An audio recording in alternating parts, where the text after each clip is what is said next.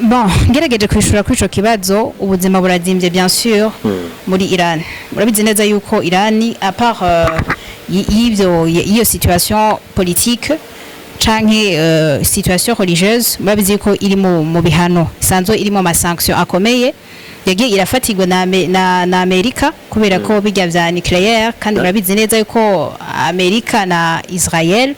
arakadasohoka kandi urabizi neza ko Israel na Iran bama mu makonflikt kubera ko ibi vya nucléaire no gukora ibi vy'intwaro. Amerika ntiyabikoze muri Iraq kagera neza Saddam Hussein agapfa uno munsi naho nyene muri uri kurabira aba muri ntuzenye none munsi aho turi koko nyine burya ntivyoshoboka yuko nubundi Iran ba affaibli ugasanga Trump nubundi arakwe umuntu hariya ugasanga nta nkurikizi zihabaye nubwo twumva ngo Iran ifise uranium ifise ibigwanisho bitandukanye kuko si byambere babikoze Saddam Hussein baramutoye neza baramutwara bijya bivuze mu barabo ntaco nta reaction yavyo na cane ko afitaniye ubu cyane ko usanga afitaniye ubucuti na Israel yegere hari aje ku bwanje ugerageje kuraba uko bagize Saddam Hussein na biriya vyihebe vya Osama bin Laden bitandukanye n'iki gihe turimwo buriya vyari vyoroshe muri kijya gihe mu gihe ibihugu bimwe nk'Uburusiya bitarerekana navyo ko bifise ijunja mu vyerekeye ibyo gucunga umutekano w'isi niyo mpamvu ubona bafata ba Saddam Hussein ba Osama bin Laden ba Gaddafi bakabagira uko bashaka impamvu vyerekana yuko rero abantu bo muri Iran bananiranye kuri Amerika nuko urabona nk'ubu wahahora yahora ari president wa Iran yahusubiriwe na Masoud Pezeshkian urabona vyarabananiye kumutora kujya bagize Maduro baba bati yaba Trump yo kwintervene abayabikoze kera kuko Trump akibona ko imyerekano itanguye yatanze remarque avuga ati hakazogira umunyagihugu numwe apfira mu myerekano jewe nzoca niyizira ubwanje ko nivyo nakoze kwa Maduro tuvuge yuko kumurengera ngo umwanya arindire utaragera mu minsi ibiri ya mbere abantu 15 bari bamaze gupfa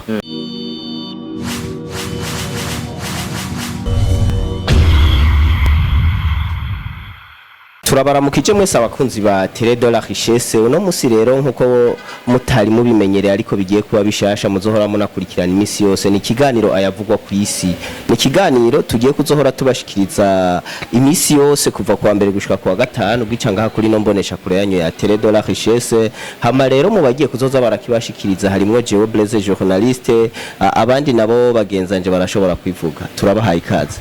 akana gushimire Blaise umeze neza cyane no kwikaza umpaye ndagushimire je nitwa Apollinaire Nikampaye ngiye gusangira kino kiyago nawe nizera yuko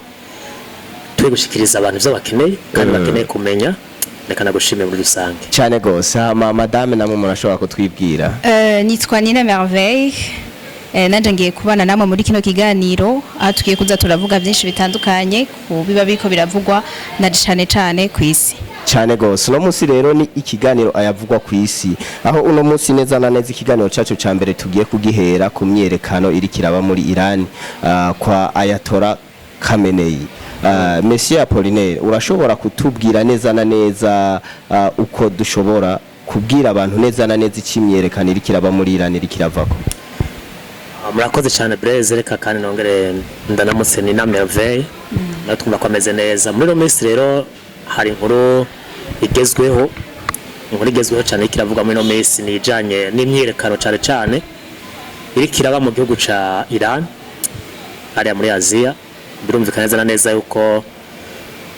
kuva itariki 28 z'ukwezi kwa 12 neza na neza iminsi iri kiraba ya 13 no munsi birumvikana ko hatanguye imyerekano y'abanyagihugu bayikora muri Iran bavuga yuko ubuzima bwazimvye ubuzima burazimvye niyo rezo niko bavuga gatoza kurabira hamwe namwe rero mbega none vy'ukuri bimeze gute byifashe gute ku rubuga abatandukanye bavuga iki Iran ivuga iki bari mu myerekano bakomeza kuvuga iki inkurikizi ibintu bitandukanye ariko abari mu myerekano intandaro ya byose avuga yuko ubuzima bwazimvye ngaho muri Iran ibintu birazimvye nabo bohemwe imishara minini ntaci bamarira bidandazwa ivyambagwa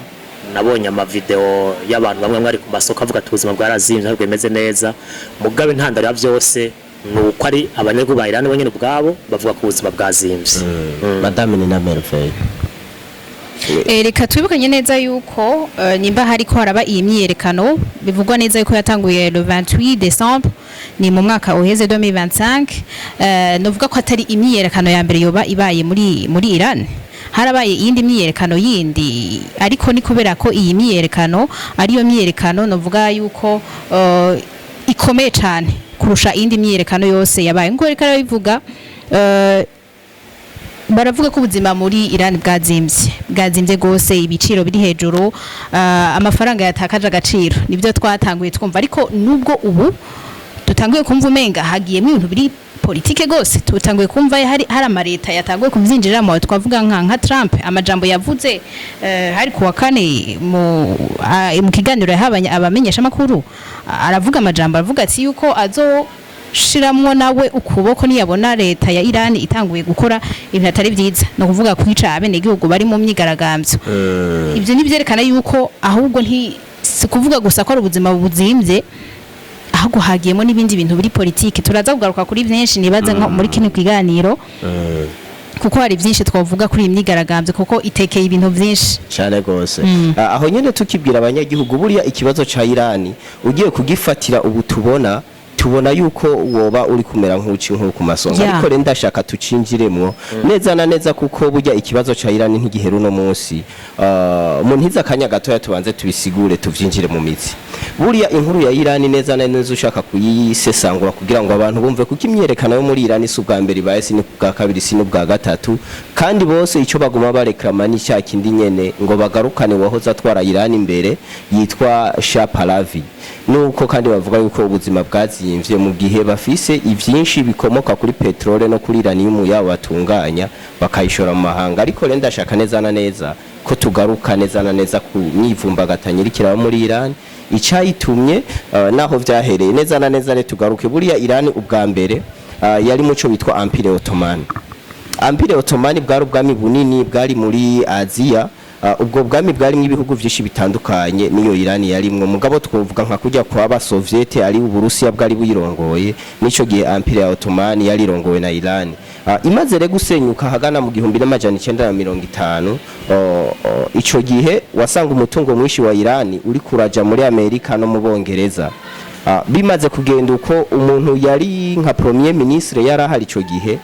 amaze kubona ko ari uko yaciye afata Abongereza babwira yuko bidakunda yuko basubira gufata umutungo wa Iran bawujani wabo ahubwo arabanya Iran ubwabo bagomba kuwikoreshereza ico bashaka tubandanije rero muri ico gihe abanya Iran bamaze kubona yuko ibintu vy'iwabo ataco bibamariye mu gihugu iwabo baciye bavuga bati ibi bintu rero reka ducutsa abanyamerika n'abongereza ivy'iwacu bijeho twe tuvyikoreshereze abongereza nabamaze kubona yuko igitoro bena uranium ava muri Iran bo havura babihomba baciye bafatanya MI6 iperereza ry'ubwongereza rikorera inyuma y'igihugu bafashanya na CIA iperereza ry'abanyamerika rikorera inyuma y'igihugu bakuraho abantu bitwa aba Ayatollah mbere babakuye habwo bace bahungira mu Bufaransa baca bahashiraho bo bashaka yitwa Reza Pahlavi uwo Reza Pahlavi rero bamushiraho nk'igikoresho c'abanyaburayi kugira ngo azohora afata ibintu vya Iran avyoriente n'ubundi muri Amerika no mu Bongereza nkuko vyari bisanzwe bimeze ariko imbere yaho n'ubundi babayatora barashoboye gutunganya imyerekano n'ubundi imbere mu gihugu ahagana mu mwaka w'igihumbi majana 979 yo kubwira abanyagihugu bose yuko batokwemera n'ubundi yuko igihugu cabo kiguma gifata ivyaco kibishora mu Bwongereza no muri Amerika mbere abanyagihugu bo mu kuja mu ibarabara bavuga yuko bashaka aba Ayatollah ko ari bo bagaruka ico gihe Ayatollah bahengereye neza na neza uwo Pahlavi yagiye kwivuza mu gihugu kimwe mu vya Buraya bacamubwiye ati wewe burya gumiyo watewe kudeta bavyitwa revolution kuko urabona ivyo kuvuga kudeta vyo babivuga ku mugabane wa Afrika baciye bagira ico bitwa revolution baca bagarukana uwo biyitwa abayatola uwo muryango w'abayatola rero nubu ni utegetse igihugu mugabo asuku kuvuga ngo naba president canke iki kuko ico gihe kuri Reza Pahlavi yari umwami iki kintu tucumve neza kuko biriya bihugu ko bitegetswe nibaza ko n'ubutegetsi buke ku mugabane wa Afrika cyangwa ku isi yose bategetswe nkabo kuko bari abagira ico bitwa imboneza yamaho donc le guide suprême bajya cyo bita ntuzenye ni pouvoir religieux islamique no kuvuga naho bawatowe uri mukuru w'igihugu bajya ntushira kudomina islam muri bo bajya no kuvuga nk'ubu dufate nko muri Iran uhani guide supreme ni pouvoir religieux islamique mugare na president kandi yatowe ngo president ntango bafise ibi rero nyene nivyo nshaka twinjiremwo tubanze twumve neza ikibazo ca Iran aho gihera n'impamvu Irani na Arabia Saudite batumvikana n'impamvu president wa leta zunze ubumwe za Amerika aguma ashaka yuko Irani aja kugira ijambo nkuko arifise muri Arabia Saudite no mu bindi bihugu nico n'intambara yo mu kigo bimwe bavuga ngo n'intambara yo mu bigobe by'abarabu yahuje Irani na Iraq ivyo byose nivyo nshaka ko tugaruka ku mugabo ofo abantu babanze bamenye yuko burya intambara yo muri Iran ihera neza na neza canke ibibazo Iran ifitaniye na Amerika n'ibihugu by'uburayi nivyo babangabanganwe neza ihera mu mwaka w'igihumbi majana 979 neza na neza aho aba ayatora baza ku gihugu birukanye uwahahora yitwa Reza Pahlavi ahubwo icyo turabira hamwe turaze turabe basi hoho tugerageje kwibaza le manifestation myerekana muri Iran muri no mesi irafise ishingiro mugerageje kuraba irafise ifatiye iri hinge gato vuze lezaki Iran mugerageje kuraba mu buryo tubibona ce mu buryo bivugwa ko kubuzima muri Iran burazimvye ku buryo abanego baja mu ibarabara n'izindi mpamvu zindi tutazi canke vy'ukuri nyene burazimvye nubwo ho bara abandi bantu boshira mu kuboko mugabo ubuzima burazimvye vy'ukuri bon ngerageje kwishura kuri ico kibazo ubuzima burazimvye bien sûr muri Iran murabizi neza yuko Iran à part iyo situation politique canke situation religieuse murabizi ko iri mu bihano sanzo iri mu masanction akomeye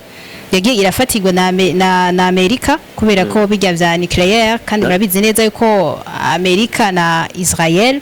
arakadasohoka kandi urabizi neza ko Israel na Iran bama mu makonflikt kubera ko ibi vya nucleaire no gukora ibi vy'intwaro intwaro mu busanzwe Israel ntuze Iran yafatiye ibihano n'ibihugu byinshi bitandukanye Amerika irimwo Israel irimwo kameme ariko kandi harimo na Union Européenne cyane gose economique bituma Iran umenga yarabaye izoro kuntu urumva twe ahantu ibi bintu bipfira buriya Amerika n'igihugu kwisi gishatse kigukenesha canke kikagutungisha ibi bintu rero benshi nagumye mbona Ayatollah hirya ejo hari ijambo yavuze avuga yuko aba bantu bariko bakora imyerekano bashaka gushimisha Donald Trump wa leta zunze ubumwe za Amerika kandi ko nabo batazicarira ngo barebere bagume babona abantu bari mu myerekano nkuko umuntu wese yagiye mu myerekano azobiryozwa ariko tunibutsa abantu ko President wa leta zunze ubumwe za Amerika imbere yo gukuraho Maduro yaciye avuga n'ibindi bihugu bigiye kuba cible aho hariho izinga litwagwa na Denmark gitwa Greenland gushira ko na Iran n'ibindi bihugu vyinshi yagiye arasibra yuko nabo bari mu mboni za leta zunze ubumwe za Amerika bazobagira nkuko bagize president wa Venezuela muri ivyo Ayatollah we ico yavuze yuko hamwe vyoramuka bibaye uko Iran atari cyo kimwe naba muri Amerika y'amajyepfo ariko vy'ukuri nukuri canke nyene n'imvugo nyene yo ku yabakuru yo gukesha usanga avuga ati je ndashoboye na Maduro yavuga yuko ata muntu na Maduro avuga ati Amerika niyihende yerekana ko akomeye ariko siko vyare aho nyene tutariko turaja kure buriya mu kigobe c'abarabu ibintu vyo gufata umupresident ukamutwara kujya bagize Maduro biragoye reka turabe hagati ya Amerika sebye ifise kugeza ukuboko ahishaka hose mugabo kuvuga yuko kugeza muri Asia burya sico kimwe kuko Venezuela iyo iroroshira ahantu hari strategique kuvyerekeye ingabo za Amerika mugabo mu kigobe c'abarabu ingorane bigoye nuko Amerika yegwesebye yihafisa amabaze militaire menshi mugabo amabaze militaire no munsi ugerageje kuraba burya Iran yarananiranye reka turabe naho raba hagati ya ntuzenye ya burya intambara ho hagati y'ugwanko gwa Amerika na Iran na Israel biriko yamara imyaka itari mike naho ushaka karaba nka Iran dufate na nico nyene nashaka kuvuga yuko burya ingorane rero zagiye gutera avana kubwiye yuko burya makimbirane ya Iran n'ibindi bihugu yatanguye neza na neza kuva mu mwaka w'igihumbi majana 979 ariko umuntu neza na neza yasutamitse Iran ibi vyose ubona abanyagihugu bigaragambya ni president yatwaye leta zunze ubumwe za Amerika kuva umenga mu 1993 gushika mu 2000 yitwa Jimmy Carter uwo niwe yasutamishije Iran neza aho yayifatiye ibihano vyuko ukuntu yabona yuko neza na neza ico gihe bavuga ko Irani urabona ko ari cyo gihugu ca mbere gifise uranium nyinshi ku isi batanguye kuvuga yuko itanguye gutunganya uranium ku rugero rwo hejuru akikeka yuko izohavura ikora n'ama arme nucléaire ico gihe rero yaciye yifatira ibihano baravuga bati tw'abanyamerika ntituzoza kubasega cyangwa ngo tugire iki tuzigwanaho niho rero ubuzima bwo muri Irani bwatanguye kuzimba n'imyerekano itangura ku bwishi kuko aba bantu ngira ngo murabibona kenshi nko mu bihugu vya Afrika aho bona ibihugu vya Afrika byinshi bivuga ngo vyabuze ibitoro ngo vyabuze iki none ugira kubura ibitoro ni ikintu gisanzwe naho garagaza kubiraba by'ukuri uzorazimvye muri Iran ko no munsi kwagaje mu biharuro vya vuba byerekana ubutunzi muri Iran bakoresha amafaranga yitwa riyal no kuvuga ubu amafaranga n'ibihumbi 49 vya riyal bingana na eho imwe ibaze bisigura ko amafaranga Iran muri no misi ari hasi cyane rero gerageje kubiraba n'urufatangane ibihano bitandukanye intambara kuko twibukanya neza na neza yuko hari imigwi ibiri komakomeye y'abagwanyi iri hariya mu karere ka Aziya nk'umugwi ugwana witwa Hezbollah n'umugwi kandi bavuga n'ubundi kutegwa inkunga na Iran tera Israel mu buraruko bwa Israel ariko mugabo uhabwa imfashanyo nande ni Iran mugwi wita Hamas wa Palestine ni Iran ishikikiye nange ritera Israel ugerageje kuri amafaranga Iran iterera muri iyo migwi gwana kugira ngo baraye ko yo kwa Fabrice canke hoteli nge Amerika bambe Israel ukaraba n'ibihano yafatiwe vyerekana ko Iran bishobora kuba biri mu mpamvu yituma igumija mu kinogo c'ubutunzi ariko Blaise arakantu wavuze ngo Amerika yo baratinye yuko Iran yo bandanya ikora ibigwanisho kubera ko ihanyuma mbega ubwo niyo bayarabandanije bikora n'ubundi bo iyo ahubwo ni nayo mpamvu ahakuru president wa leta zunze ubumwe za Amerika ariko aravuga yuko urabona rafuwa passe mu ntango z'uno mwaka intuzenya ama manifestation yaradutse ku bwinshi muri Iran bamwe mbere mu mpera z'umwaka uheze guhera nko mu kwezi kw'icumi abantu benshi batanguye kwigaragambya bavuga yuko icyambere cyatumye bigaragambye kwari uko umugwa mukuru wa Iran ikibazo cy'amazi ayo yo kunwa yabuze kuko urumva bo bari abafise igitoro ku bwinshi muga amazi yakabura rero umugwa mukuru wa Iran warabuze mu amazi abanyagihugu bo bari babibonye kuko hariho abantu babashakashatsi baba barakoze nk'ivyigwa bakavuga ati aha hantu ofiri dita hazokama amazi canke hazokama iki bo bari babibonye kuko umugwa mukuru wa Iran hazokama amazi baca batangura kugira inama leta yuko ikwiye kwimura umugwa mukuru ikaja kuwuturisha handi kuko abantu bari ngaho population iri ngaho idashobora kuronka amazi akwiye ivyo bintu leta yabigiyemwo bigura intege igenda ikwega amaguru abanyagihugu rero barigaragabije bivanye nuko amazi yabo yagabanutse kugera ku rugero nk'urwa 20% aho usanga amazi ubu yo kunwa muri Iran nk'ubu twebwe bo n'ibihugu binini vyagutse si nk'uko ku Burundi ushobora gusanga ari nk'u Burundi n'u Rwanda na Kenya na Tanzania bifatanye ugasanga nk'amazi yo kunwa ngahi Bujumbura bayavoma nk'Nairobi canke ikampara kugira bayazane ngaha ivyo bintu rero vyatumye ubuzima bw'abanyagihugu cyambere buca bukomeza kuzimba ivyo navyo bikaba vyatumye na Israel cifatirana mu kuguma yosha abanyagihugu ibabwira ko hamwe ubutegetsi bwa Iran bwovaho bagashiraho ubundi amazi yo kunwa yoboneka ku bwishi ivyo byose bituma bari mu myerekano bagira ubu naho acahongeramwe n'ikibazo cyo kuvuga ko ubuzima bwazimvye n'ubukene bw'abene gihugu ivyo byose rero president ahari uwo bitwa Masudi Pezeshkian ariko arabwira abanyagihugu bababwira ati mwe mukabandanya mushaka ko twisamburira Israel izabitubona abanyamerika bazoba batubona ntimwibaze ko mushaka gukora iciza ahubwo tugira twisamburira ariko aragerageje kubiraba muri hariya muri karere ko muri Aziya sinijyambere wanashaka no president wahe bamerewe nabo kandi ugasanga byose biranashobotse twibuke neza Saddam Hussein byagenze gute Amerika ntiyabikoze muri Iraq kagera neza Saddam Hussein agapfa uno munsi naho nyene muri uri kurabira muri ntuzenye none munsi aho turi koko nyine burya ntivyoshoboka yuko nubundi Iran ba affaibli ugasanga Trump nubundi arakwe umuntu hariya ugasanga nta nkurikizi zihabaye nubwo twumva ngo Iran ifise uranium ifise ibigwanisho bitandukanye kuko si byamre babikoze Saddam Hussein baramutoye neza baramutwara bijya bivuze mu barabo ntaco nta reaction yavyo na cyane ko afitaniye ubu na cyane ko usanga afitaniye ubucuti na Israel hari kandi afise amabase menshi militaire no kuvuga wewe hari ahantu arafiseyo des places stratégiques ashobora guhagararako ugasanga arabaye nkurikizi hariya rero uri kurabiraba vy'ukuri ibibazo Iran igenda iracamwo n'imyaka ibimazemo biraboneka neza yuko nawe Iran yoshobora guhagarara neza imbere ya Amerika ugasanga nta nkurikizi Amerika na Israel zigize ko kubera ko ifise ibigwanisho b'abanyanganda vya Iran mu hakarore ico jewe ndashaka kugira aho kuvuga aho mpagaze kuri ico nina nawe aranyunganira je kubganje ugerageje kuraba uko bagize Saddam Hussein na biriya vyihebe vya Osama bin Laden bitandukanye n'iki gihe turimwo buriya vyari vyoroshe muri kijya gihe mu gihe ibihugu bimwe bimwe nk'Uburusiya bitarerekana navyo ko bifise ijunja mu vyerekeye ibyo gucunga umutekano w'isi niyo mpamvu ubona bafata ba Saddam Hussein ba Osama bin Laden ba Gaddafi bakabagira uko bashaka impamvu vyerekana yuko rero abantu bo muri Iran bananiranye kuri Amerika nuko urabona nk'ubu wahahora yahora ari president wa Iran yahusubiriwe na Masoud Pezeshkian urabona vyarabananiye kumutora kujya bagize Maduro baba bumwice mu mpanuka y'indege ari iperereza rya Mossad rifatanije na CIA kabakamizwe n'ingoma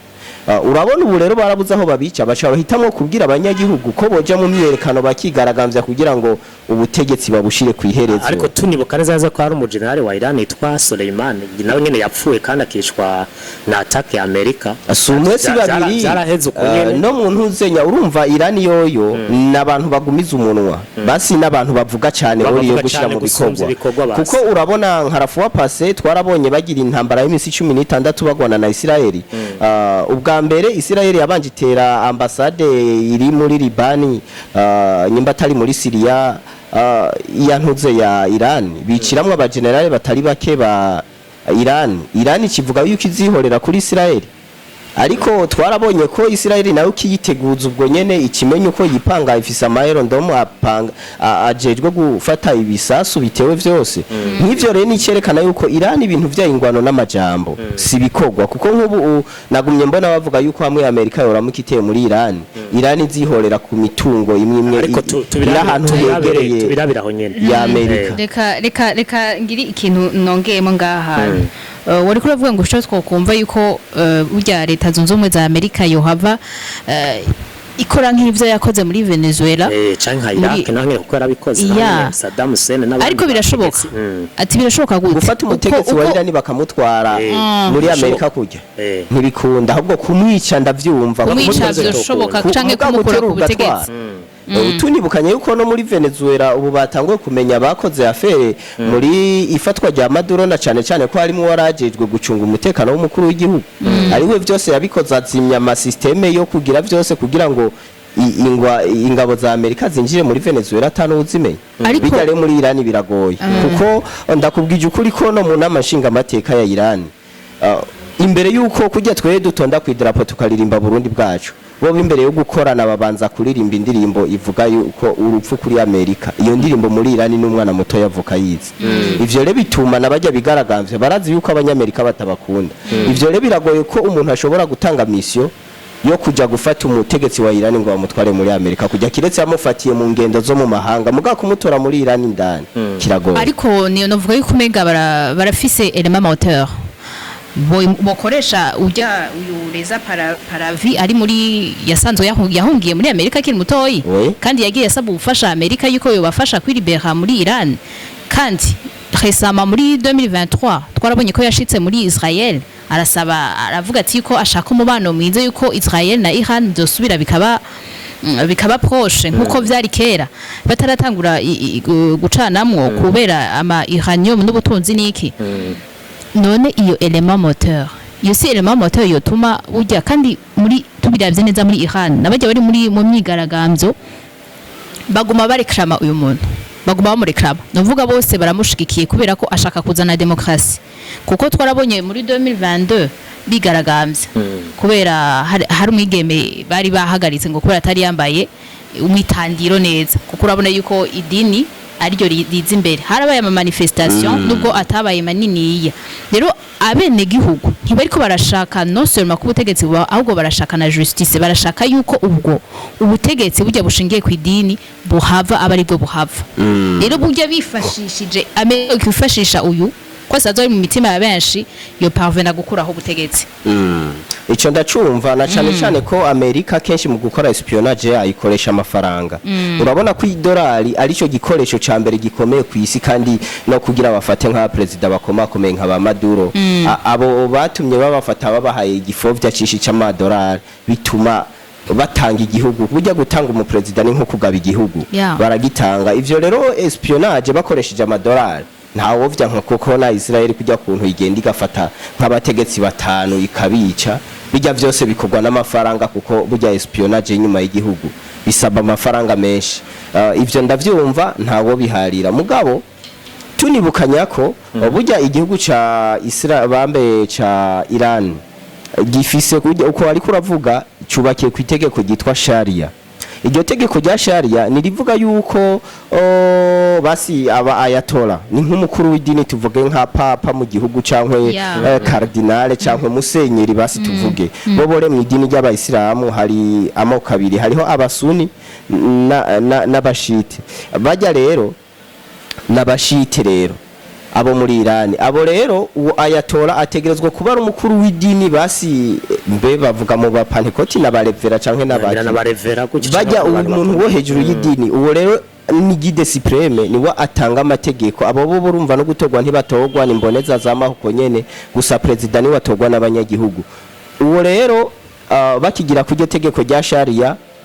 abanyagihugu babona ko abo aribo bakenesheje igihugu hamwe bo hava hakagaruka ya ntwaro ya cami kuko bajya bareza paravi twibukanye ko yari intwaro ya cami ariko muri Iran ntibagira ku ntwaro ya cami ahubwo bagira ku itegeko rya Sharia ryo kuvuga yuko habamwo guide supreme hakaba n'umukuru w'igihugu mubwo mukuru w'igihugu n'ubundi amategeko akoresha yakura kuri guide supreme ntange ngafata mu bisanzwe mu gihugu ari ngaho nyene guide supreme ni bafata ingingo hanyuma umukuru w'igihugu arafata ingo zibayabaye ataco zigira atangurikiza zifise mu gihugu ariko cyane cyane turabe neza na neza ko Amerika Donald Trump yavuze yuko kuko icigaragara coco imyerekano iri muri Iran ni imyerekano y'inguvu kuko baraturira ibintu baraturira amazu ya leta ibikorwa bitandukanye nk'ibintu nuvuga nti inyubakwa ibikorwa remezo nyene infrastructure publique ubiravye ni imyerekano irimo inguvu baronona ibintu ari we mukorona ibintu leta Iran nayo irakoresha inguvu ngo ashobore kubabuza cyangwa ashobore kubuza imyerekano ikoresheje inguvu yewe hakoze inguvu abari imyerekano barapfa canke n'abandi baje umutekano nk'abapolisi bashaka kubigwamwo canke abandi bose badashika imyerekano bashaka kubigiramo ingorane ariko tubiravye none Trump yavuze ati bibananije gutya jewe nzokwentavena nzoza gutabara abari mu myerekano ubwo rero tuvuze Trump ntitwoshira kure na Israel nanyene kuba biri kumwe kura nakadasohoka ni umwana nase nakadasohoka none turabe Trump urabona ko Iran nayo ivuga iti namwe mwihenze mukaza natwe tuzotera ku birindiro by'abasirikare biri hari by'abanyamerika biri hariya muri Aziya na n'ibindi bitandukanye byo kuvuga bya gisirikare biri hariya none tuvuge ko vy'ukuri Trump canke Israel bafatikanije naho batofatikanya kaza Trump wenyene Trump nivyo shobora canke kubaka gutera nka Iran nk'akaronko bakaza ku intervene mu buryo bwo byo gufasha bari myerekano byoshoboka ico jewe cyo yakabaye yaraje ku intervene azi gituma ko yavuze yuko nihagira abantu baba blessé canke abantu bicwa muri iyo myigaragambyo kwazoca intervene ariko urazi neza yuko bavuga yuko nubwo internet baguma bayica muri Iran baravuga ko hari abantu benshi bamaze gupfa abandi barakomereka none ko ataza nashika ahubwo bigirwe yobikora intervene kuri ico nina avuze tuze turibukanya ko ryari namye nsoma hari ikinyamakuru citwa Bloomberg namye ndaba amakomantere banditse avuga kuri ivyo buriya umutegetsi wese agomba basi dufate nk'ingoma yiwe igomba kuvaho avuga amajambo nkayo ayatora yavuze kuri Amerika kuko yavuze ati nyimba Trump iwe vyamunaniye gutegeka muri Iran uko bigenda rero suko yabikoze muri Venezuela ivyo tunibutsa yuko ba Gaddafi bose kugira baveho niyo majambo bakoresheje nuriya Bashar al-Assad wo muri Syria kugira bamwirukanse kuriya niyo majambo bakoresheje na Maduro niyo majambo yakoresheje nico gituma uri kuraraba Trump canke Amerika baramaze gukora cyo gukura abakuru b'ibihugu mwo kimwe keshi babice cyane nk'abo mu bihugu by'abayisilamu kenshi birangira bapfuye ubwo cyo tubona nuko amaze kubikora kandi yabikoze nta nkurikizi mbona ziza kuza kuba kuri Amerika ngo yarabikoze ahubwo za ku bihugu vyabo biza kugira ibibazo by'ubutunzi n'ibibazo bitandukanye by'intwaro cyane gose twerekana icyambere dufatiye Afghanistan abanyamerika barayisambuye barigira baja muri Libya barayisambura barayigira ubu bashitse ko na Syria barayisambuye barigira n'ahandi henshi hatandukanye no muri Iraq byose n'ibihugu ubu no muri Venezuela uno musi bisa no ari koloni ya Amerika ivyo byose rero turiko turabishirako mugabo tugarutse ku catumye neza na neza imyerekano ikomera muri Iran bakibona imyerekano ko yakomeye muri Iran ico bakoze cyambere no guca internet kugira ngo amasanamu yaba agira imyerekano ntagume aboneka canke n'abamyerekano bakomerekana ikindi rero cyatumye imyerekano ikomera kandi nuko buriya muri Iran abantu b'igitsina gore n'abantu bakumiriwe cyane kandi bisaba ko umuntu w'igitsina gore ari wa muntu aguma yitandiriye buri mwanya habe kuzuba habe mu mvura habe ryari ugume witandiriye umuntu nyimba kubona amaso gusa ariko mu myerekano rero icyagiye kubabaza abayobozi bakuru ba Iran nuko abanyagihugu b'abagore mu kuyerekana bafashe ibitambara byose barabikura bagenda mwibarabara nuko ataco baceranye n'urumva ni gupfa ntaco bacera bavuga bati mutwica mugira iki ubu ni vy'idini twebwe twabihaze urumva mudakora ivyo dushaka reka dufate mbere ko Trump na ntuze na Trump yamaze kwintervene nk'akarorero ubona ko Iran ivuga ko izocitera amabaze militaire ari hari ni yabikubwiye yavuze yaba Trump yo kwintervene aba yabikoze kera kuko Trump akibona ko imyerekano itanguye yatanze remarque avuga ati hakazogira umunyagihugu numwe apfira mu myerekano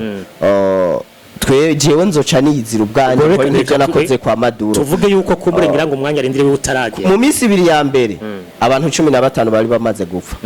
uno munsi imperuka ibiharo bigeze ku bantu barenga 200 ubu ntawuza aho bigeze none haburi kimwe kugira Amerika ize kweteje bavuga abantu 51 hari abantu 9 ko batari bane ya biragoye ko ni nibiharuro bisohoka kubera ko ikintu ca internet kandi ari nka ikindi naco tutibagira yuko Amerika yerekanye ivyishoboye rafuwa passe mu ntambara y'imisi 16 ya Iran na Israeli yaraje iragwana na Iran irica abanyasiyanse beshi mu gutunganya ivya nucleaire ariko basanga ahantu Iran bavuga kuri kirategurira ivyo bisasu kirimbuzi ni mu kuzimu hafi nko ku kilometero ahantu Israeli dafise ibigwanisho vyo kumenayo bitabaza leta zunze ubumwe za Amerika mu kwerekana ko ishoboye yarazanya amabombe ayo mabomba ashobora gukurayo n'ikintu kizitse mu kuzimukura ariko Iran nayo bwabwenge bwabo bw'abanyasiyanse babo baragerageje amamashini amwe yaremwo ayo masysteme barayahungisha aho mbere Prezida Masudi Pezeshkian yaciye avuga yuko ivyo Amerika yari yibaza ko yageze ko mu kubomora umugambi wabo wa gukora amaarme nucleaire ataco yakoze ariko biravye naho kabiraba neza dufate ko Trump yamaze kwintervene muri Iran kugira ngo ashobore gufasha cyangwa gutabara mu myerekano nkuko yabivuze Iran barakuvuga neza ko izoca itera amabaze militaire hariya muri kajya karere k'Abarabu none vy'ukuri ivyo Iran yoheze igakora vy'uko impact acabyogira inkurikizi kuri Amerika cyangwa kuri Trump ugereranije nawe n'ivyo yoba yahuye icambere no bivuga ko buriya Iran nayo niramaze gukora influence nyinshi kuvyerekeye ubutegetsi bwa leta zunze ubumwe za Amerika uti gute prezida yatwaye Amerika yitwa Jimmy Carter yaratsinzwe amatora kubera operation ya Iran yamunaniye ivyo bamuhaye mission muri manda basi bijya biyemeza mu matora yari yemeye yuko akazora mu katsinza amatora azokuraho ubutegetsi bwaba ayatora abusubirize biramunanira iyamamaje manda ya kabiri arayitsindwa icya kabiri kandi Iran imaze kwinfluence ubutegetsi bwa ntuze baravuga yuko kugira ngo Joe Biden atsinde Trump mu matora yahera ya mbere yari yabanje vyagizwemo influence na Iran ivyo bituma uwo mugabo ahari atsindwa ikindi kandi baravuga yuko urabona ko mu myamamazo Trump yari kariyamamaza barashatse kumwica kenshi mu myamamazo yiwe byose bikagenda bivugwa yuko ari migambi ya Iran yo gushaka kumwica atarafata igihugu ibi rero tuze turibuka nubwo Iran nayo Iran n'ahantu hari strategique kuko Amerika ishatse gutera Iran simpaka ngo irinze nde gukoresha Delta Force cyangwa za Force Speciale ifise amabaze militaire ari muri Iraq hafi ya donc no kuvuga Iran yose irazingurijwe n'ibirindiro by'abanyamerika bashatse gutera muri Iran ntibava kure bavana nko kuko kuva mu Rwanda urasa mu Burundi ivyo biroroshe mugabo twibuka yuko Iran nayo mu gihe gifise abantu finance nka za Hezbollah ugashira ko na za Hamas buriya nayo ingufu zayo zihagaze hajya nubwo baziciye ingufu ariko ugaragaje kuraba mu bishikwe na Iran y'aba Hamas y'aba Hezbollah nta buryo bugaragara neza boneka ko bafise ingufu cyane uko bogira impact canke bavuga ngo bava bagerageza kwa Fabrice acha gutera intege nke leta zunze ubumwe za Amerika nico gituma uri kuravyihweza neza ikibazo ca mbere gikomeye kandi ikintu ca mbere umuzi ushaka gutuma igihugu gikomera n'ubutunzi hamwe kuko Iran yo kwinjira mu bibazo bitandukanye by'ubutunzi no kuvuga izo biri kirava izo biri kiratakaza inguvu zuko yohangana cyane na leta zunze ubumwe za Amerika dufatishize hamwe na Israel bizoyigora ko Iran yovuga ngo yahava nguca yihora cyo bikora ibintu bizotuma Amerika itakaza inguvu ngo Iran ngo yateye hariya kuri aya mabaze militaire yefina unabiravye ni cyakindi ku mabaze militaire bizotera muri tazungu za Amerika ni cyakindi ariko ndakubwira Iran yonyene ubwayo ikintu isanzwe izwi ko mu bigwanisho ikora ego irafise ama missile ballistique cankwe ama intercontinental ballistic missiles zishobora kwambukiranya imipaka mugabo nta bwoko bw'ibisasu bitatu bafise bishobora kurasa muri Amerika ico tucibukanye ikizwi ko gusa irazwi ku madrone yitwa Shahed zijya bahaye Uburusiya bwo zo kugwana muri Ukraine bijya bintu Iran irabizi mugabe ingorane bafise nta niyo bafise ishobora kurasa muri Israel bahagaze muri Iran ivyo tuze turafise zo ni ingorane barega rezo ni ingorane bafise utu drone twa hato na hato gashobora basi nko kuva mu Burusiya kakarasa muri Ukraine naho ni hafi y'Uburusiya mugabo ntayo bafise ishobora kurenga nko Rwanda ngwirenge n'Ubuganda irase nko muri Sudan ico tuze turacibukanye twagumye twibona cyane kuri kubo kwentavena tugomba twibona cyane kuri ibyo ariko twibuke neza no mu gihugu hagati nyene nibaza ko n'abanyagihugu batishimiye intwaro yo abanyagihugu ntibishimiye intwaro nivyo yuko Amerika na Israel bobe bashaka kuca bayiprofitiramwo ya erega nubundi naho bacungira nikijya twamye tuvuga Amerika yabuze ukuntu ijya kumutora nkuko bagize Maduro ihitamwo gufinansa amadolari menshi mu banyagihugu buriya bari banyagihugu barafise abandi bantu babafasha babasunikira kugira ijya myerekana ku bwishi kugira ngo Israel na Amerika buri bihaje nabo nibaza ko baba babishaka ivyo ndavyumva none basi par exemple tureke biriya turabe ahantu henshi hagiye haraba ama manifestation mu bihugu abanyagihugu gira ntibaba bariko bareklama ivyumvikana none ugira nta bandi bantu baba babiri nyuma benyegeza kariro kugira ngo erega burya abantu ya nico gituma ndiko abantu bagira intuzenya ibi bintu burya twe nivyo tubonesha amaso ubundi hari igihe bibana ngombwa bakazana n'abanyagihugu par exemple nko ngaha kujya muri Tanzania ubwo haba imyerekano nta bantu benshi bo mu bihugu bibanye ngaha bafatiyeyo bagiye kugira imyerekano atari n'abatanzania yego ndavyumva byo bijya none wibaza ngo bivahe abanyagihugu nyemba bariko bareklama ibintu ngo biragenda ugerageje kuvyumva logique mabibari ivyo mugabo rero hari abandi bantu baca ku ruhande bakenyegeza kariro hamwe n'ubutarabirimwo agenda ku ngufu ivyo rero muri Iran birashobora kuba birimwo kugira ngo barabe ukuntu boshira ko akadomo ku ngoma y'aba Ayatollah ego none ariko nubundi nubwo Trump yavuze yuko hakazogira abantu baba blessé canke bicwa mu myigaragambyo yuko azoca intervene mbega leta y'u Iran yo kwemera yuko burya abanyagihugu babagumukana bakabagumukana nyene bakavyemera bakaguma ngahataco bariko barakora undi kubera itangazo ryavuye muri Amerika reka twese turabimenyereye misi yose iyo umukuru w'igihugu ari karahirira gutwara igihugu yiyemeza yuko azokirinda ico bitwara souveraineté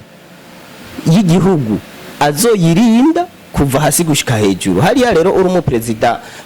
uri ku gihugu ukabona abanyagihugu baba bariko baragumuka kandi we mu nzira udatahura kuko deja umutegetsi ntibashobora gutahura bimwe n'abanyagihugu ubonye bariko bagumuka mu nzira utumva ufise gukoresha ingufu zose bavuga koko turamaze kubona kenshi ku isi iyo abantu badahuza na leta zunze ubumwe za Amerika bitwa ngo n'abadictateur uno munsi muri Korea ya ruguru bakubwira ko ari abadictateur kubera iki badahuza na Amerika ushire ku Burusiya ushire kizo za Iran umuntu wese badahuza bavuga ko ari umudigitateri benshi rero iyo bamaze kubona umunyagihugu agiye mwibarabara ntibita ku vyasaba akoresha ingufu zose zikenewe kuko na Ayatollah yarabivuze hirya yejo avuga yuko umuntu wese ari mu myerekano ategerezwa kuzobiryozwa ebana ku nguvu ku nkoni kuko bariko babikora ngo kugira bashimishe president wa leta yaravuze ko atazihanganira abantu bari mu myerekano mugabo turabezera neza nimba mu gihugu indani hamwe kuko imyerekano no munsi kiyakura mu ntara hafi 25 no kuvuga batera bagura cyane hamwe byokomeza indani nye niwe burya president wa Iran ntazohavagira ibibazo usange koko nabandi abashikira kwivogera canke leta nyine bikanka burundu ko bishoboka ya ico oje ico ndakivuga ko president canke tugo duvuga bo reka tuvuge ntuzenya ubutegetsi bwa sharia ubundi president Masudi Pezeshkian kuva ibi bintu biragatangura nta n'uramwumvira kenshi imbere no mu kuvuga ni ayatora yivugira canke akavuga umuministre wa relations extérieures wa ntuzeniwe kenshi akunda kuvuga canke akivugira ayatora ariko gusa tubanze n'ubundi tugaruke eske hagati ya leta n'abari mu myerekano ni bande bafise inguvu nyinshi kuri uno mwanya ni bande bari en position de force muno mwanya ni leta ifise inguvu nyinshi yasiko kifise bigwanisho ifise igipolisi ifise abaje umutekano ikirere cyo ndakubwira biriya bihugu kuntu bitegetswe ariko nubundi twovuga yuko n'abanyagihugu bafise abanyagihugu nabo nuko plus bariko baraba uruhagarara mu gihugu ya plus imirimo itariko irakogwa none leta yoba irakora gute abantu batariko baraba byari bafashe appartement ya gouvernement barayisenyura no kuvuga barayiturira igatokombera nubwo do plus afasta ama infrastructure publique nk'akarorero bagafata nka ministere kanaka bakayiturira bagafata nk'ima barabara kanaka bakayabomora urumva ko ndetse ubwaye birekananirwa nayo nyene uko n'ubundi zosubiramo kunishura gukoresha ivyo bintu bisubiremwo bisanure igirente ubugere gukoresha mu rindi terambere ikigori yanta muri iyo ntuzenye kuko bindi bitari kurakogwa neza kuri iyo myirekano iki kintu je cyo no kivuga ko tuze turaharura uburyo biriya bihugu birinzwe par exemple nk'ubu urabona nko muri Turukiye igipolisi kirasomvye nguvu igisirikare sinzi ko murabibona hare muri Iran buri igisirikare cy'igihugu kijya kirijwe kurinda igihugu sico wovuga ngo nico gifise inguvu zikomeye hariho igisirikare citwa Islamic Revolutionary Guard Corps iki nico gisirikare basi ni nk'ishami bashinze ryo kugwanya umuntu wese ashobora kuvogera ubusugire bw'igihugu ca Iran cyangwa yaba nabari mu myerekano yaba bo aba basi niperereza rya Iran riri mw'inyene Revolutionary Guard Corps niho rishingiye aba rero mu gihe bagifiswe na Iran nibaza ko nta muntu sinumwe abari mu myerekano bazigera basumvye inguvu leta ya Iran kuko twarabibonye muri ntuzenya kwa Bashar muri Turukiya kwa Recep Tayyip Erdogan muri 2012 bari bagiye kumukura ku butegetsi igipolisi ubwaco nico centervenye gifata abasirikare bose bari bagiye gutembagaza ubutegetsi guhera ico gihe uno munsi Erdogan yaciye afata igipolisi aca gihe inguvu zisumbiza igisirikare no muri Iran rero uko bimeze aba niyo mpamvu niyo Israel iri kirarasa muri Iran igerageza kuraba ibirindiro vy'i Revolutionary Guard Corps aho biri kuko Iran abo bitwa Islamic Republic of Iran Army ababobo ni gisoda cy'igihugu donc kijejwe kurinda imbibe z'igihugu mugaba nta n'inguvu nyinshi bafise ni nk'abanyagihugu basanzwe kiretse gusaba ko bafise ibigwanisho mugabo iyi Guard Corps yoyo ni irinda abategetsi nigira iki naho bari mu myerekano no musaba ariko barapfa benshi bariko bicwa n'ubu mutwe udasanzwe washinzwe n'ubutegetsi bw'aba ayatola ariko kuravyihoza neza uburuhiro uri hamwe bikomeje ku ntambwe biriko uko biri kose Iran hamwe myerekana yokomera ntishowe kuyihagarika ntishowe kwitorera umuti nivyo ukunda kubganje bidakunze ko imyerekana ihagarika kiretse leta zunze ubumwe za Amerika na Israel boca bavyuririrako bagahengera nk'abantu ko bariko baragira imyerekano nabagaca bazari bitwaza uko nyene ko baje kwintervena hamare bagafasha abanyagihugu gukubita abategetsi ba Iran aho sava ariko navyo birashoboye babishoboye mu gihe mugabato bikoroko bakaguma bafinansa omo wa financier gusa bari mu myerekano nibaza ko kuvuga yuko botsinda leta ntibo bigira uko ngo bagome bafinansa gusa nabo barafise plan bo ariko barashiramwe amahera nuko bafise plan twibukanye neza yuko na Iran ibigwanisho ikora roho nyangara cyane kuseriya niyo munyinshi ntabwo ibihuriza ko na Amerika bo ubwabo ico nubundi ama statistique agaragaza yerekana yuko Iran atabigwanisho roho nyangana itunze kuko ntirabimurika ku mugaragaro mugabo gusa abanyaburayi n'abanyamerika kumwe baja kwica Saddam Hussein bamuziza ngo atunze ibigwanisho giroho nyanganda benshi abantu bo mwisuba baramaze kumenya ko ayo aramayeri bakoresha kugira ngo Amerika ishobore gukora ivyishaka mu gihugu gihugu par exemple nka Maduro bamwagirije ngo n'umucuruzi w'ibiyayura muto muga twarabonye finale mako atari byo bamuhoye ahubwo bashaka petrole yiwe ibirebye kuko bavuga ngo Iran ingwira kirahingura ibigwanisho roho nyanganda nayo nishobora kuba ari strategy bariko barakoresha kugira ngo ubutegetsi bwa Iran bashobore kubukuraho bashireho ubwiwabo naho uraba reka twihweze neza turabe kuko turi ku myerekano yo muri Iran cyane cyane kuraba iva kuki iri kiragenda gute ivugwa gute irimwo bande bitumwa niki turiko tubona byinshi kandi bitandukanye ariko uravye by'ukuri Iran mu gice ca politique ho nizotakaza nta kizobura stabilité politique ndavuga hazobura ikintu nyene politique ma Iran nkora kuzohava ihungabana yari gifise ico kintu je le fait yuko nta iyi pouvoir itari séparé burya ni kibazo gikomeye gose iyi pouvoir iyi politique président n'abari séparé no mu guide suprême idini bikaba bipopiranye none wumva abantu batari mu idini nabo baba bafise kibanza mu gihugu mu bisanzwe muri Iran utari nka ni dini shingiye kuri Islam ni ntwashingiye kuri Islam ya rero je no kuvuga uri president séparation y'idini na republique byoba byiza mu bisanzwe baba batowe les institutions ziri hasi cyane ugereranije na pouvoir religieux islamique erega no bundi gerageje kuraba n'abari mu myerekano bashaka ko hatuma hagaruka intwaro ya cami ntihabe ubutegetsi bushingiye ku idini ivyo vya sharia barankaro bashaka yuko iryo tegeko rya sharia rivaho haza umutegetsi wa cami aba ari umushite cyangwa ari umusinite mugabo ari wa muntu agerageza gukorana na leta zunze ubumwe za Amerika mugabo muri ntuze yaganyaganya kuko no musi imyaka igiye kuba 49 hafi Irani ifatiwe ibihano ahubwo tugerageje kuraba pare raporo y'ibindi bihugu vyasutamye kubera vyabuze imfashanyo za leta zunze ubumwe za Amerika burya Irani yaragerageje kugwana naho buri kurabiraba perezida wa ntuzenye guide supreme no kuvuga perezida muga guide supreme wa Iran ariwe Ali Khamenei ayatora mu kwezi kwa kane avril 2026 aza kuja imyaka 87 y'amavuko bisigura ko ariko arakura nawe nyene cyane gose kandi ntashobora kuva hadafuwe biragoye bajya urarindira mugabo umuhungu wiwe yaramaze gutegurwa ivyoroshe urumva umuntu arikagiraza ku myaka 87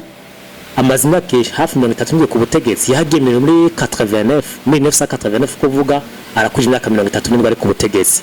iyo myaka yose imaze ntavyo gusohoka igihugu atembera ntavyo bangwa arava muri Iran ngo aje he ngo afata indege oya aguma haje nyine myaka yose amaze bisigura ko uri kurabiraba iyo myaka afise buryo ko umuntu akura arashobora kuba afebra umutu ugasanga ntabwo agihangana n'ibibazo bikomeye cyane kandi abo bavuga ngo azohashira nk'uwiwe nimba ari umuhungu we canke uwundi muntu ki hari gihe ataza korera muri politique canke azafise maturité canke inguvu canke ivyumviro bingana n'uwo yasubiriye bisigura ko ku ruhande rwa politike Iran yashobora guhura n'ibibazo hamwe myerekano yo bandanye ariko ico tutokwibagira nuko buri abantu benshi washake burya ba Putin bose barakuze sawa Trump bose barakuze buriya rero ndakubwiza ukuri buriya mu vya politike nta kuvuga ngo urakuze canke imyaka ntakivuga kuko imyaka ntakivuze muri politike bivanye nuko ahubwo abone baba bafise baramize ico bitwa akabuye k'abagabo kuko buri umuntu yakinye politike nubwo yo bageze ku myaka ijana none Fidel Castro wa Cuba uraza ukuntu yagwanye ku gihugu n'imyaka yarafise ariko urabona ko yakibungabunze biriya rero umuntu umwe ujya utubonesha amaso ngo ni president cankwe ni guide supreme abari umugwa abandi bantu benshi aba agize ajya mayide yose mubona atanga haba hariho ubundi mugwi runaka ujejwe kumutunganiriza nyimba ari discours avuga nyimba ro kumufasha kumugira inama zo gutegeka igihugu ivyo tuze turavyibukanye tuvyibukanye ariko kandi uravye uko biri kose jembo nako ntuzenye guide supreme wa Iran ayatora simbona neza ko afise inguvu muri no misi ugaragaje kuraba mbari mu rw'Rwanda bifise ivyo avuga amajambo avuga simbona ko afise inguvu zo guhangana na Amerika dufate na ntuze na Israel nikijana kubwiye wanashima nubwo warabigisoda ca Iran nta nguvu gifise zikomeye cyane bivanye n'ahantu kiri yaba basi byari byoroshe yaba nka Iran yumvikana na Iraq na Arabia Saudite aho mugabo nubundi dusa n'abariko barasozera tugaruke hato mbega Arabia Saudite bo ibihugu byose by'abarabu naba imizima biva gute kugira ngo ntibumvikane cyo cyose n'ikibazo kiriko kiratuma Irani igira ibibazo nakubwiye nubu Amerika ishatse kugwana na Irani ntiva kure ikoresha ry'amabaze militaire ari haje mwaturuka iburengera ubundi buseruko bahuriza hagati cyo nagomba ndakubwire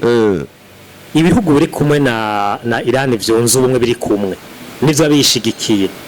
shaka ushiremo dufate na Korea du Nord kwishigikiye shaka ufate ko na Putin bari kumwe mugabo gerageje kuraba ibihugu ariko bajya nabo twarababonye kuva kera yuko atari inshuti oya sinchuti ba Maduro bose barabatwaye babona ba Gaddafi barabatwara babona ni benshi bamaze gutwara babona bajya niwo ujangaho ngo Rwanda ngo urabishimiye ariko gerageje kuraba Amerika yo nyine ubwo yatamuntu isavye imfashanyo irashaka gutera igihugu kanaka kandi kabikora igakora n'ivyishaka igakora n'ivy'iwawe kongera gataha mugabo Irani ntabwo bushobozi ntabwo ifise nimba Irani ntabwo bushobozi ntabwo ifise bisigura ko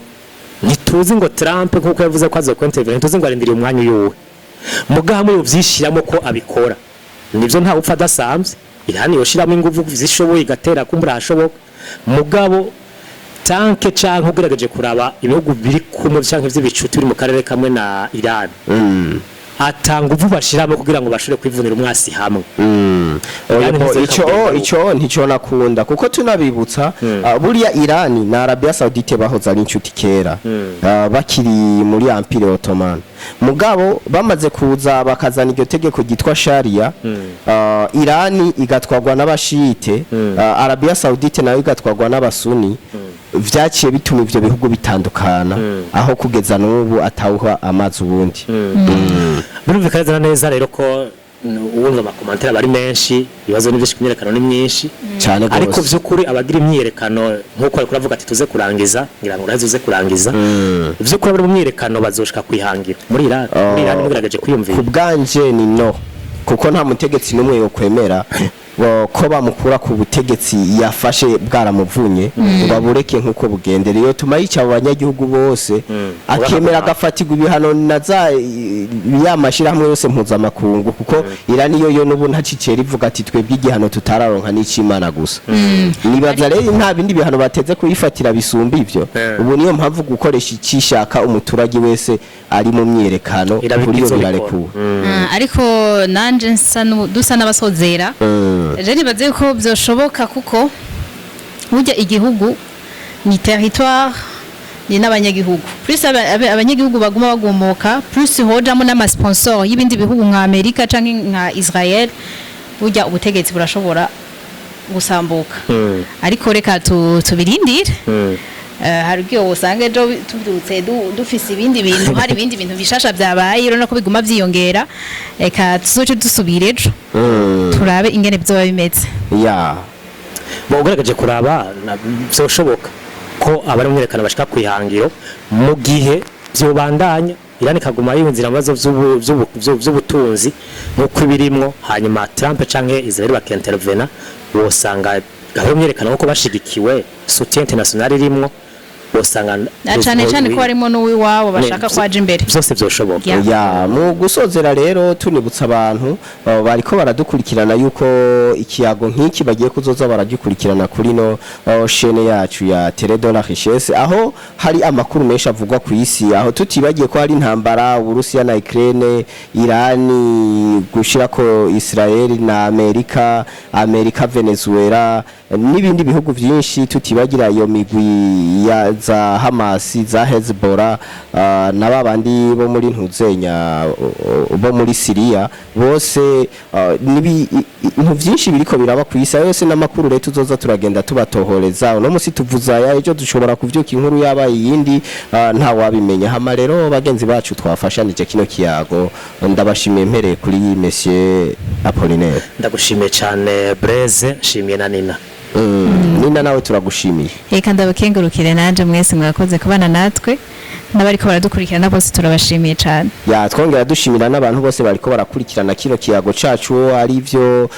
mutwunganira navyo ni muri commentaire hahandi ciao ciao bye bye mwakoze kubana natwe